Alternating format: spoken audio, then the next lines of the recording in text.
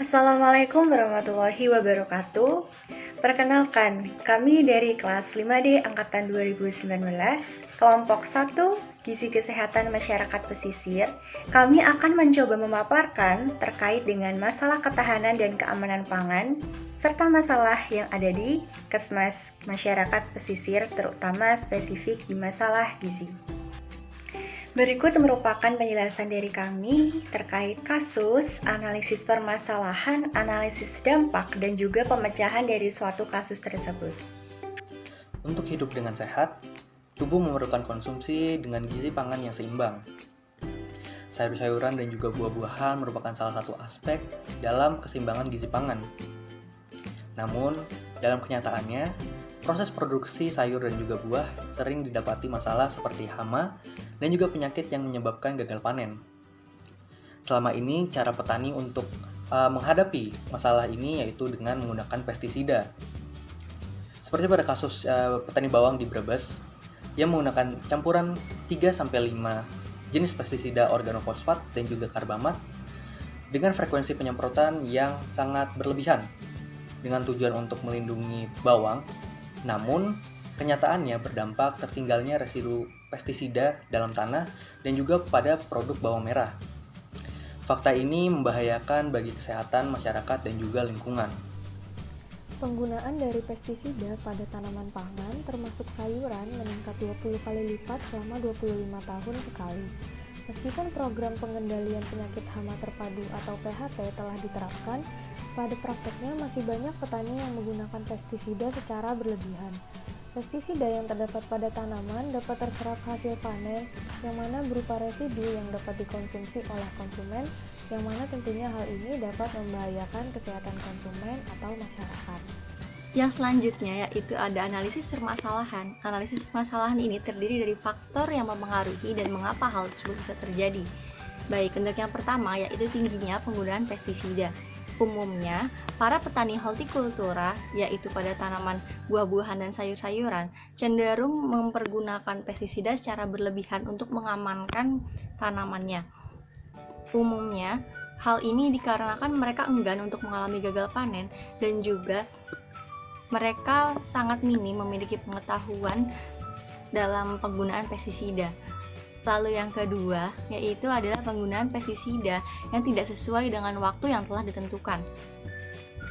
Penggunaan pestisida yang sangat sering seperti interval yang pendek, lalu juga penyemprotan yang sangat sering dapat mengakibatkan pestisida tertinggal pada produk pertanian.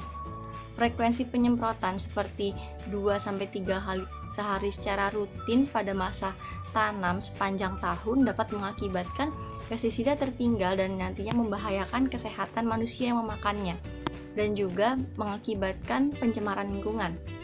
Lalu yang ketiga yaitu penggunaan pestisida yang dilarang. Sejatinya, pemerintah melalui Permentan nomor 39 tahun 2015 tentang pendaftaran pestisida telah mengatur apa saja zat aktif atau senyawa yang boleh terdapat pada pestisida maupun yang dilarang. Di peraturan tersebut juga dilampirkan mengenai bahan-bahan aktif yang sangat berbahaya. Hal ini dikarenakan bahan-bahan tersebut berbahaya bagi makhluk hidup maupun lingkungan. Nah, jika zat tersebut terdapat pada suatu produk pestisida, maka hal tersebut dapat menimbulkan residu pada produk pertanian. Nah, mengapa demikian? Dikarenakan zat tersebut sulit untuk terdekomposisi, sehingga dapat membahayakan makhluk hidup maupun lingkungan yang ada di sekitarnya. Selanjutnya, yang merupakan faktor penyebab dari timbulnya residu pestisida adalah tidak mengikuti aturan pakai atau dosis dari pestisida tersebut. Karena jika tidak mengikuti aturan pakai, akan timbulnya resistensi pada hama penyakit dan menimbulkan residu pestisida yang tinggi. Lalu selanjutnya ada jenis pestisida yang tidak tepat sasaran. Karena jika tidak tepat sasaran, maka tidak optimalnya penggunaan pestisida dan meninggalkan residu yang banyak. Lalu yang terakhir adalah iklim. Karena jika ada iklim yang mendukung untuk pertumbuhan hama penyakit pada tanaman, maka penggunaan pestisida juga akan meningkat sehingga residu otomatis juga meningkat. Dampak toksisitas dari residu pestisida itu sendiri bergantung pada kualitas paparan, baik itu pemaparan kadar rendah dalam jangka panjang ataupun dalam waktu singkat namun kronis. Efek residu pestisida pada kesehatan manusia dapat muncul pada tingkat akut dan kronis. Keracunan akut terjadi apabila efek keracunan akibat pestisida timbul langsung saat atau setelah dilakukan aplikasi. Efek keracunan akut terbagi menjadi dua, yaitu efek akut lokal dan sistemik. Efek akut lokal terjadi jika hanya mempengaruhi bagian tubuh yang terkena kontak langsung dengan pestisida seperti iritasi pada mata, hidung, tenggorokan, dan kulit.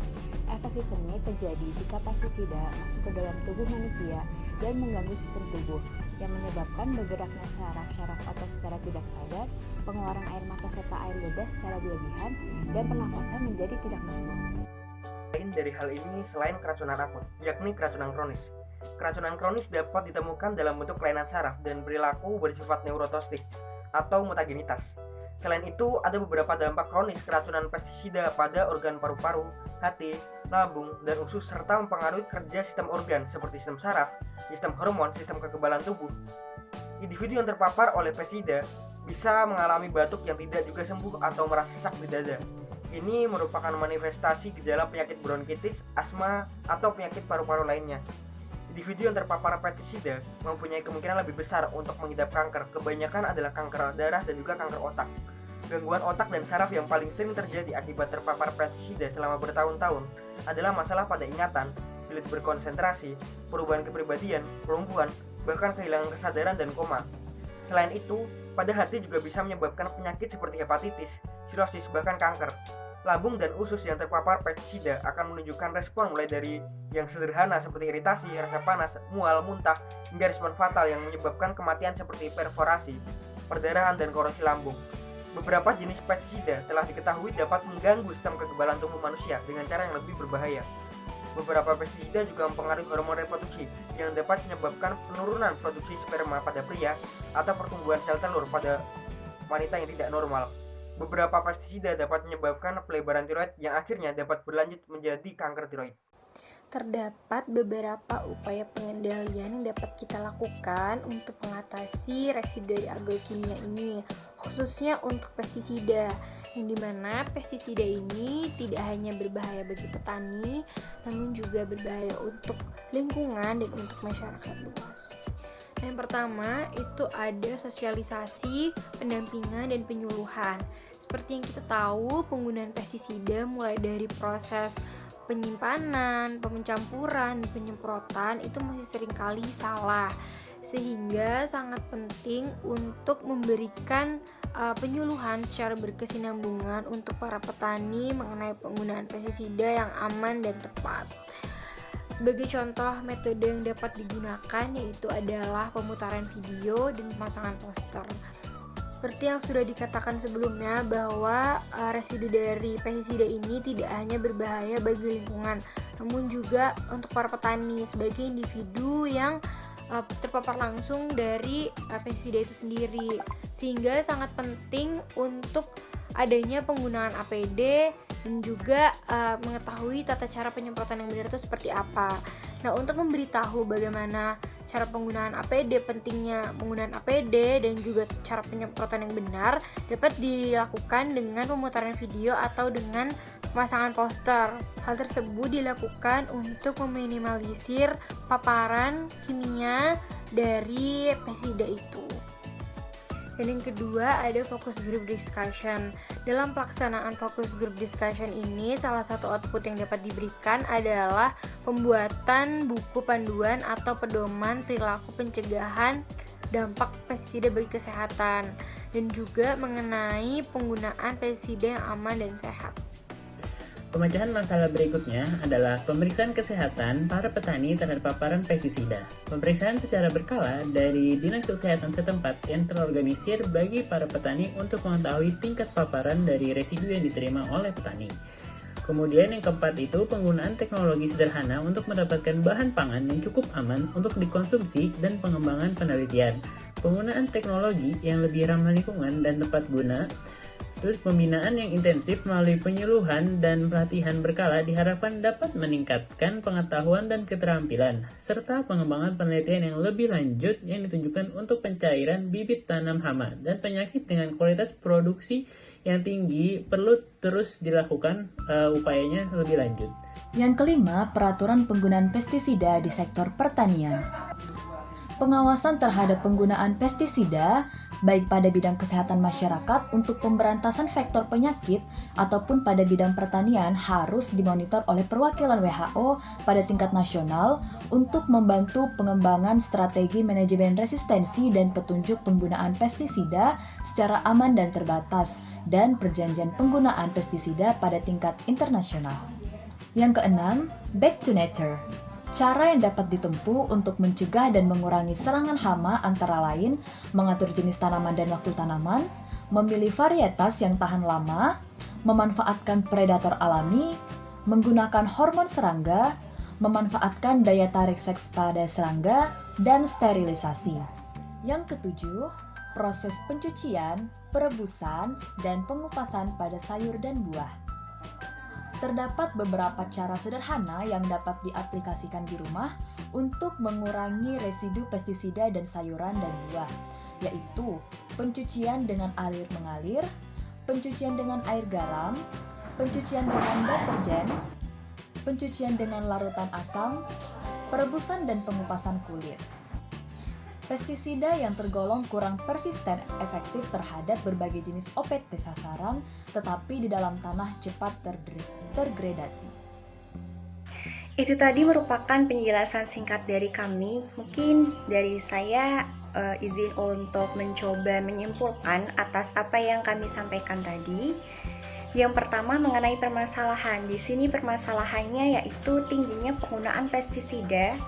Itu karena pestisida penggunaannya tidak sesuai dengan waktu yang telah ditentukan seharusnya. Dan yang ketiga, itu penggunaan pestisida dengan jenis yang dilarang.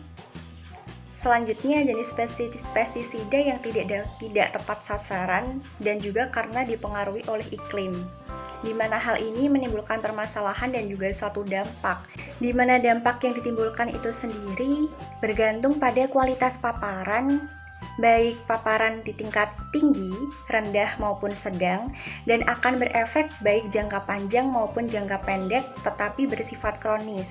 Selanjutnya ada analisis tentang solusi apa yang harus kita terapkan atau bisa kita lakukan. Yang pertama adalah sebagai upaya pemeriksaan kesehatan untuk para petani, dan yang kedua, penggunaan teknologi sederhana untuk mendapatkan bahan pangan yang secara aman untuk dikonsumsi masyarakat luas.